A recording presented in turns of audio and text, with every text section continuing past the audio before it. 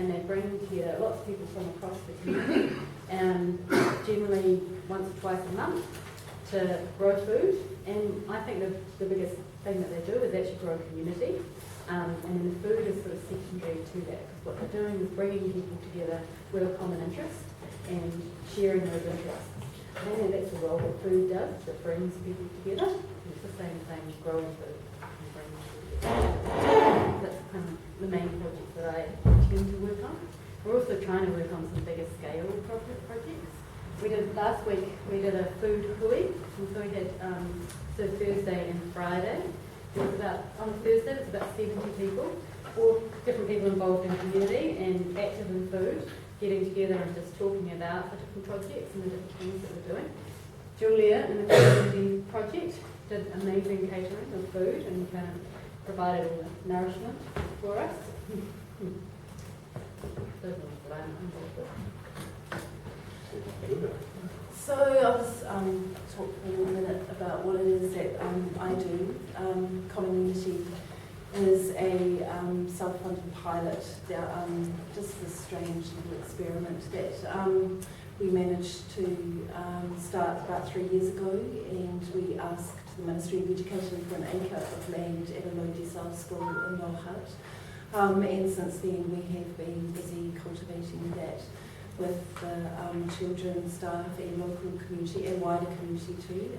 So we have an acre of garden and food forest in Puni. And the intention behind this really big garden was to feed our children through this shared action every day of the week. So we're up to about 3 days a week now. We could easily run to 5, but our infrastructure in terms of kitchen space and stuff is pretty appalling.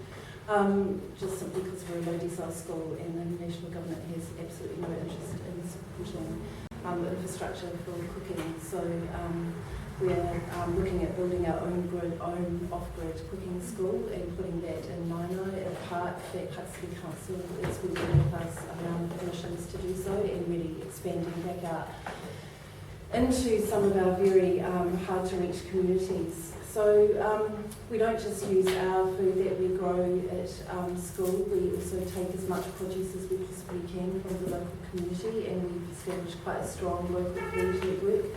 And we add that to some food waste that we take from Common Sense Organics and a couple of other places. And so what that means is that our children can eat organically 3 days a week, and we call in the community to address that action and come together. We don't use service providing in our model whatsoever, so we don't have a food bank and we don't give away our food. So all of this is based on principles of reciprocity. We invite our parents to join the project, and we invite them to come to school with their children up to 6 days a week, and we just teach them skills. And those skills are around food production, they're around cooking, but they're also around sewing. We have all kinds of projects that reach right into different aspects of what it is that the community identifies that they would like to learn for themselves. A really big thing is that we have been able to create a food solution that feeds our children 10 cents per head for organic food. So we know that our children can be eating the most nutrient-dense food that comes within a 5-kilometre radius of our school, and it's pretty much produced within our local community. It is all plant-based. We don't feed our children any meat whatsoever, and this is all in action of the village. And alongside that, we are trying to create as much employment as we possibly can through this action of feeding our children. That's how we come together, and it's an incredibly unifying thing for our community.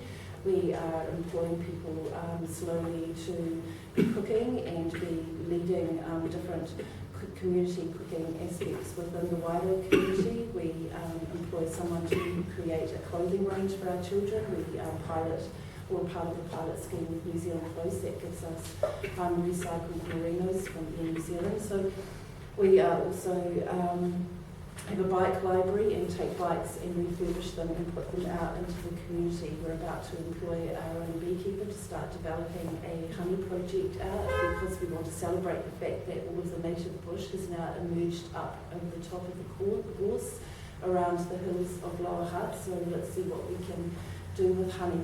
So all of these things, we will hopefully end up having our own network, our own people and our own solution within Lower Hutt. And for us, the big thing is to really imbibe our children with all the skills that they need and to leave money completely out of our transactions, because what we have learned is the less money we use, the wealthier we become.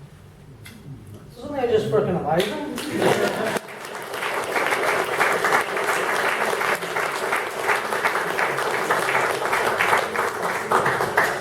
That's going to be a very hard one to follow, but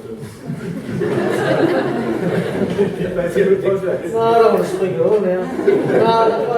Maybe I'll talk about Innermost just a little bit. So, Innermost Community Garden right at the top of Marjorie Bank Street. And I think one of the primary roles our garden fulfills is actually bringing community together, right? And to Sarah's point, you know, community gardens have a real role to play in actually bringing people from all walks of life together as a community focused around food. And I must admit, I think in the last 4 or 5 years I haven't taken one vegetable out of that garden. It's actually more about the relationships that you develop and the fun that you have on a gardening day, talking to people of all different experiences about gardening and actually getting your hands in the soil, you know. So the heart of Innermost Gardens is actually a compost pile, right? And you could sit there for 15 minutes and you'll see 3 or 4 people walking up the hill, and you know what the hill's like, coming up with their kitchen waste and actually putting that in our compost. And from that compost we're building soil, and from that soil we're building really awesome, produce. We're doing some really awesome projects. We've got a hall, so we rent out the hall to all these different groups, and some of the groups that really stick to the hall, like play groups and what have you, we let them use parts of the garden for their own produce, so it's all sort of ties in. So it's really about community building, and I think what we've done there is take a disused asset that was a bowling green, which was actually full of DDT when we first started, which is what you find with every bowling green. We metabalised the soil with mycelia mushroom, and we actually broke down that DDT till it's gone. So we've actually converted what was a toxic wasteland into something that's a real community asset that people want to walk through, and they can walk through food forests, or I know we don't like the term, but margin forests and orchards and annual beds, and they can also engage in so many different ways. So those are the really sort of key attributes for me of what community gardens can do in the middle of cities. I just say one of the things that I think is a privilege of my role is I get to work with different groups of people as they kind of go, I could make community gardens. So I get to help them kind of grow that group of people and grow the gardens through that. And then those meetings are always ones that just kind of, I leave kind of, with a really warmed by people wanting to get together and people wanting to make a difference and wanting to be connected to their food system. And increasingly, that's happening. I think this year we set up maybe 3, and then, but that's more than last year, and there seems to be a sort of flow on effect. And those are the ones that I've been involved with, and then there's others that are happening, which are not like these. The ones I work with tend to be the ones on council land, but there are many sort of pocket gardens in neighbourhoods that are happening in the same way, and it's just people getting together with that desire to work with other people and get to know other people. It's such a, it's just really kind of gentle occasions. They're really lovely to be part of. I want to make a comment, a different comment, more from a rural background. Most of my permaculture design work is probably with people in the rural area, in lifestyle blocks or larger blocks of rural land, and therefore sort of private ownership. But what I've found really interesting, sort of the last 5 years or more, I suppose, probably not interesting what Julia's saying in terms of what's happening in the Lower Hutt, but there's definitely people who are deciding that they need to become more self-reliant, not necessarily individually, but in some community or some way. And the whole question of the reciprocity rather than the money, it's all about working together. It's all about how to sort of work as a community with each other, helping and sharing, and not having all this money, bookkeeping, accounting sort of thing going on. Because it seems to go together. That sort of if you're going to become more resilient and more able to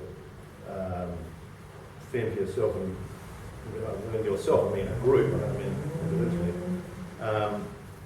then you sort of naturally go out of the money system, you go into more than used to be, you know, the obligations of reciprocity in that. And so I think that's really interesting how that was starting to happen before. Can I make a comment? Oh, of course, I was hoping this one to get audience questions. I was going to say, yeah, I think that the community gardens and so on are a really good way of building your social capital. I've been involved since the beginning of it with the Island Bay Community Orchard. You know, and when we first put the trees in, one of our thoughts as we put the stakes in with them and so on was, you know, are they going to get vandalised? Are the trees going to get pulled out? And the reality is that some of the stakes got pulled out by kids for sword fighting. They didn't touch any of the trees. We must have planted 80 odd trees. They're still there, you know. So the community really enjoys it. You know? And it's a great thing, and we get more and more people coming into it. So from a social point of view, it's really well worthwhile. And this council, I have to say, Wellington City Council, is very helpful from that point of view. You know, if you want to put together a community orchard or a community garden, go and talk to people like Sarah. You know, they're doing damn good work. Great. Is there anyone else? The people who start community gardens, from which part of society do they usually come? That's a good question. Most of them come from middle class white families. Yeah, definitely. And that's really kind of something that a phenomenon I'm very aware of, and that's because they are people who have some time. You know, time is a really big issue when it comes to gardening. And I think it's one of the big issues around the inequities that happen, is having enough time in your life to be able to contribute to the community, to be able to contribute to growing something, and particularly, so like Tim said, he's there for community benefit. He doesn't actually take any food from that garden. There are different models, such as share gardens, where people particularly get together because they want to produce food. And there's an example of that in Brooklyn. And so there's 5 people who've got together. They've taken over a backyard and they produce a lot of food. They produce food for their family. There's one woman who's a very strong gardener, and she has taught the others all how to garden, and so they now produce all the food for their families. But again, this is predominantly happening in middle class white families, and I think a lot of that is the inequities around education. How do you grow things? How do you have time to grow things? And then the greater kind of social issues of the deprivation that's happened over the years of beneficiaries and Julius. So one of my biggest learning moments at Puni was this idea that I would walk into a school where I knew that there were lots of hungry children and that there were lots of parents on benefits, so clearly we had lots of time and this really beautiful fertile soil, so to me this was a no-brainer that we would just all merrily dig up the garden and grow food together, and the realities were actually quite different to that. And I think the conversations around why it is that people don't take action when they are living in communities where there's a lot of poverty is really needs discussing and talking about, I think, because there's a lot of unexamined assumption about why it is that people don't help themselves. And I can only speak to what I have seen, but what I understand of it now is that if your cupboards are empty and you are having this awful experience of poverty, you are cold and your children are not well, and you are most likely depressed, and you are living in a community where everyone pretty much is depressed around you, and if someone comes and puts a spade in your hand and says all you have to do is dig up your backyard and plant some broccoli, it's just not going to happen. So there is a whole piece of work that needs to occur within our community, such as the one that I work in, to get people to the place where they feel that they are able to take action and able to be the agents of their own change. And quite often I think we miss out the understanding of what it truly means to be living within that reality.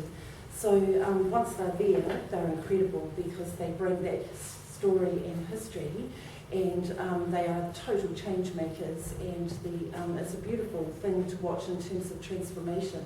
But sadly, I think the stats are around if you can create a 4% change, then you are considered a success in your project. And that's a pretty scary kind of statistic.